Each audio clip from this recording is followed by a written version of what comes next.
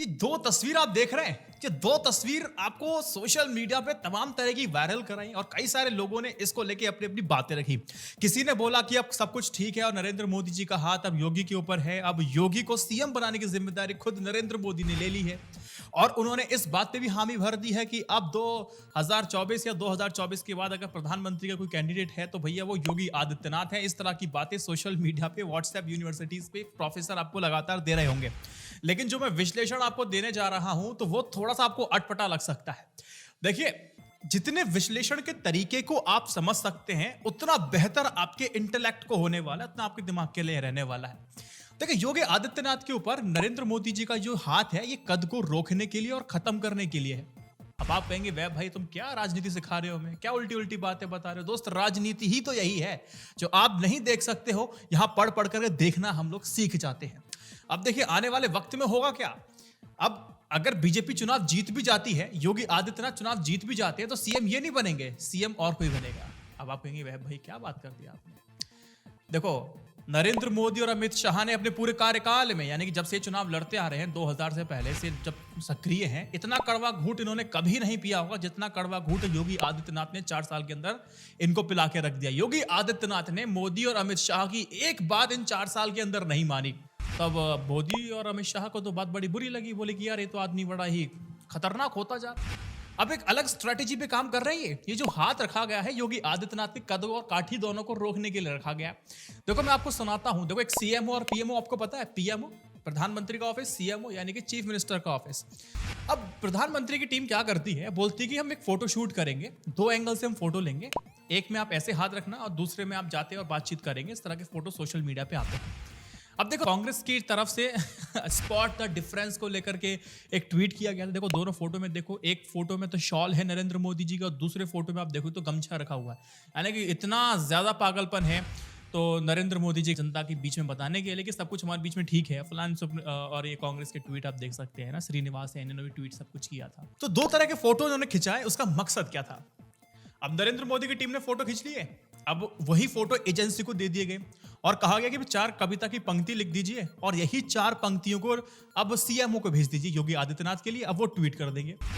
अब वही योगी आदित्यनाथ ने अपने हैंडल से उन्हीं तस्वीरों को चस्पा कर दिया, ऊपर 4 पंक्तियां लिख दी और कहा उगता सूरज, जो भी कविता मुझे याद नहीं है, उगता सूरज ऐसे कुछ लिखा हुआ था, वो जाके छेप दी।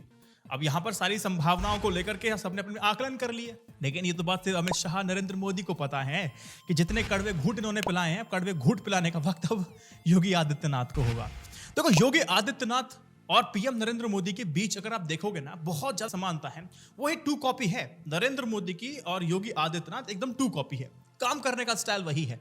लेकिन जो बात बुरी लगी, जो विश्लेषण आप जिस बात पे मैं कर रहा हूं, जो बात बुरी लगी वो ये है कि समानांतर अपनी खुद की एक छवि बना लेना। पोस्टर आप देखिए नरेंद्र मोदी जी का, अभी हमारे ओलंपिक में कई सारे लोग मेडल जीत के आए थे, खिलाड़ी मेडल जीत के आए थे, तो आपने हर बार देखा होगा और इसको लेके ट्विटर पर, हर सोशल मीडिया पर क्रिटिसाइज बार बार किया गया था कि देखिए प्रधानमंत्री का जो फोटो है काफी बड़ा है और जो खिलाड़ी का फोटो है वह काफी छोटा है। हर बार यही चीज देखने को आपको मिली थी, लगातार हर स्कीम में यही चीज आपको देखने को मिल रही थी।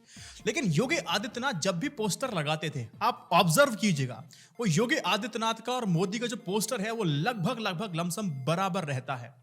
कभी भी अपने आप को छोटा दर्शाने की कोशिश कभी भी नहीं की नरेंद्र मोदी जी के। अब देखिए, सिंपल सी बात यहां पर है, योगी आदित्यनाथ क्या बताना चाह रहे हैं सब चीजों से। ये छोटी छोटी ऑब्जर्वेशन है जो एक साइकोलॉजी के साथ खेलती है। योगी आदित्यनाथ ये बताना चाह रहे हैं कि मैं एक बहुत बड़ा ब्रांड हिंदुत्व का एम्बेसडर हूं और दूसरी बात बहुत बड़ा नेता हूं, बहुत लोकप्रिय हूं और सब कुछ किसी से कम भी नहीं हूं। और योगी आदित्यनाथ यही चीज को समझाने की कोशिश कर रहे हैं और बताने की कोशिश की थी इस पोस्टर के माध्यम से, लगातार कर रहे हैं और ये बात आपको लगातार समझा रहे हैं। और ये भी अपने दर्शकों को बता रहे हैं, अपने चाहने वालों को बता रहे हैं कि भैया मेरी मांग नरेंद्र मोदी से भी ज्यादा है। कैसे? देखिए, मैं बड़ा हूं या नरेंद्र मोदी बड़े हैं, ये बातें जो है ना खुल करके नहीं बोली जाती। ये सारी जो बातें हैं ना, ये सिर्फ समझाई जाती हैं, जो समझ में लोगों को आ जाती हैं। देखिए, अभी राम मंदिर का अभी उद्घाटन होना है, तो ये जिम्मेदारी किसके पास? योगी आदित्यनाथ के पास।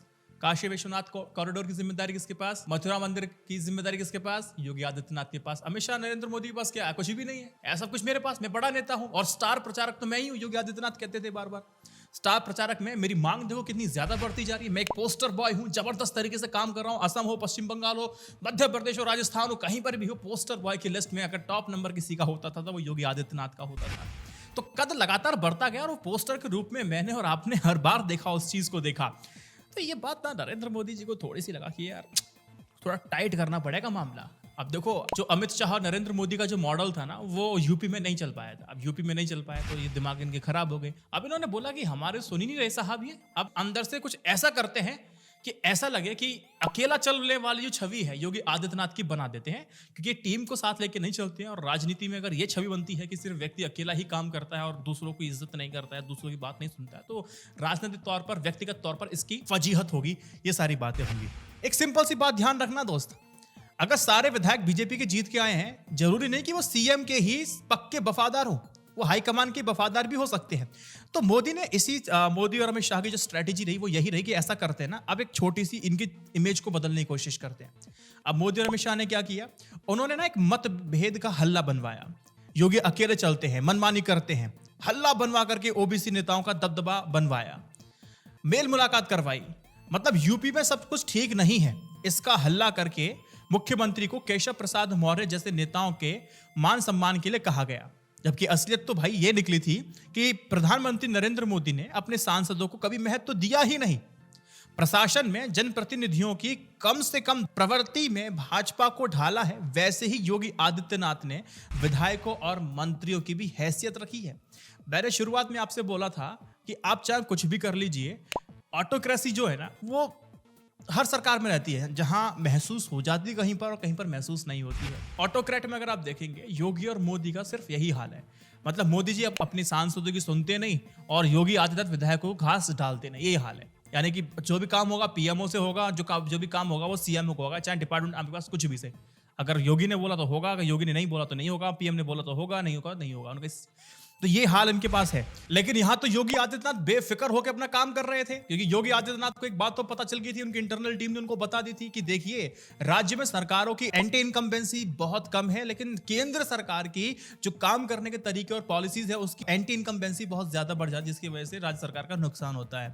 तो योगी आदित्यनाथ को ये बात पता थी। अब हिमाचल प्रदेश की मैं आपको बात बताता हूँ, वहां के मुख्यमंत्री साफ तौर पर बोला कि हम जो चुनाव यहाँ पर हारे हैं वो पेट्रोल डीजल की प्राइस काफी ज्यादा बढ़े, उसकी वजह से हम लोग हारे हैं।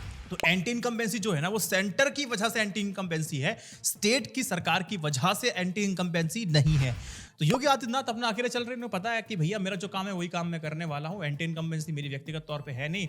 योगी आदित्यनाथ ने वो सारे काम किए जो कट्टर हिंदू समर्थक हैं वो जो पसंद करते थे, वही सारे काम किए उन्होंने। और हिंदू मुसलमान का जो बीज है वो लगातार बोते जा रहे थे, यही लोग बात पसंद उनको आ ही रही थी, तो योगी अपना काम कर रहे थे। लेकिन मोदी और अमित शाह को तो ये बात पसंद नहीं आ रही थी ना। हर बार लगातार योगी ने मोदी की हर बात को बोला कि साइडलाइन किया। मुझे पता है कि तुम्हारे बस की कुछ भी नहीं है, हमें पता है कि क्या स्थिति चल रही है ग्राउंड लेवल पे। तो योगी आदित्यनाथ ने ना कैबिनेट में कोई फेरबदल किया, आलाकमान कहने के बाद भी। नरेंद्र मोदी जी के काफी ज्यादा करीबी और बहुत बड़े समर्थक AK शर्मा माने जाते हैं, उनको भी कैबिनेट में मोदी के कहने के बाद भी योगी आदित्यनाथ ने शामिल नहीं किया। जो तेवर उन्होंने दिखाए वो किसी से छुपे नहीं है लखनऊ के अंदर। तो योगी बिल्कुल समझ चुके थे कि भैया मुझे पता है मुझे क्या करना है।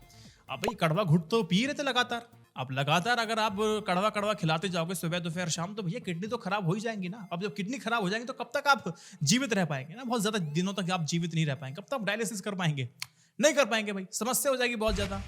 अब सबसे बड़ा खेल समझिए, देखिए योगी आदित्यनाथ को कंट्रोल तो ऐसे कर नहीं पाए ये लोग, अब कैसे कंट्रोल करेंगे। देखिए अब योगी आदित्यनाथ को एक बात समझ में आ गया, अब वो साइकोलॉजिकल दबाव में आ चुके हैं। अब देख, किसान बिल जैसे ही नरेंद्र मोदी जी ने बोला कि मैं माफी मांगता हूं और मैं इस बिल को वापस लेता हूं, तो उसी के बाद अब योगी आदित्यनाथ को ये बात समझ में आ गई कि अब हाईकमान डायरेक्टली अब इसमें कूद चुका है।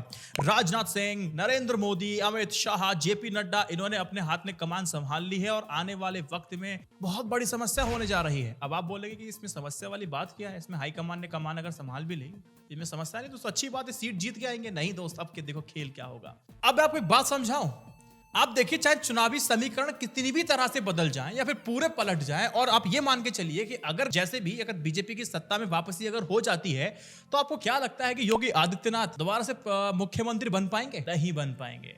यही तो स्ट्रेटेजी है। अभी योगी आदित्यनाथ तो फूले फूले घूम रहे होंगे इस समय कि भैया हाथ रख दिया है। अगर स्ट्रेटेजी समझ गए होंगे, वैसे अगर नहीं समझे होंगे तो फूले फूले घूम रहे होंगे कि भैया चलो अब तो कोई समस्या वाली बात है ही नहीं।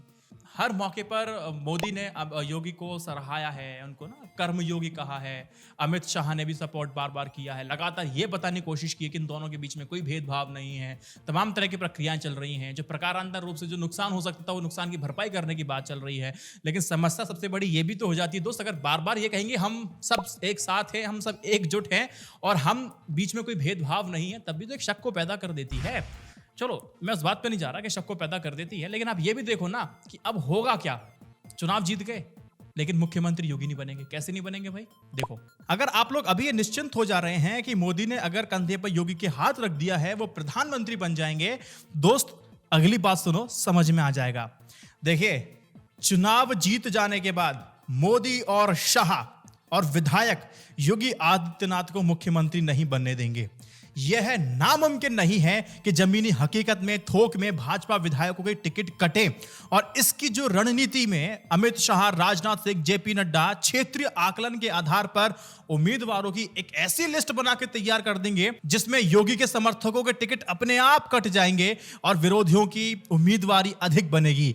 योगी के कंधे पर मोदी ने हाथ रख दिया है तो योगी इसी मुगालते में अपनी पसंद नापसंद के आधार पर उम्मीदवार तय कराने की रणनीति छोड़ बैठेंगे तो उनके लिए सुसाइडल स्टेप हो जाएगा।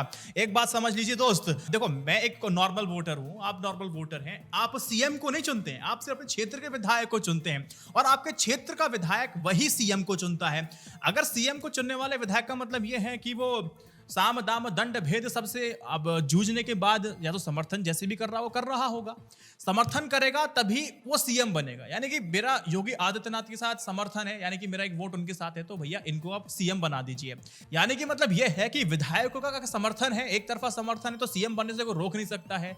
लेकिन बीजेपी के जीते हुए विधायक जो योगी आदित्यनाथ के विरोधी हैं, अब उस विरोध के बाद वो सीएम कैसे बन सकते हैं? नहीं बन सकते हैं। तो यही तो समझाने की कोशिश मैं आपको कर रहा हूं। योगी आदित्यनाथ अपनी उस लिस्ट को बनाना ये ना भूल जाए कि भैया अब तो मोदी का हाथ हो गया, सारा काम हो गया और लिस्ट क्या है बनती रहेगी, किसको टिकट देना किसको टिकट नहीं देना है वो अब ये लोग डिसाइड करते रहेंगे। तो पता चला कि साहब आपके जो समर्थक वाले जो विधायक थे उनका तो टिकट कटता ही जा रहा है हल्के हल्के, और ऐसी लिस्ट बन के तैयार हो गई जिसमें आपके समर्थक तो गायब और जो विरोधी समर्थक हैं जो आपको नहीं चाहते सीएम की पोस्ट पर वो आपके पास आ जाएंगे। तो योगी आदित्यनाथ जी आपके लिए बहुत बड़ा चिंता का सबब है।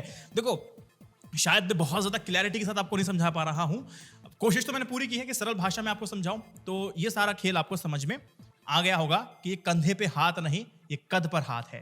इस वीडियो को 3 व्हाट्सएप ग्रुप में शेयर कीजिएगा। जय Hind, Vande Mataram, stay updated, stay educated, सत्यमेव जयते। नमस्कार।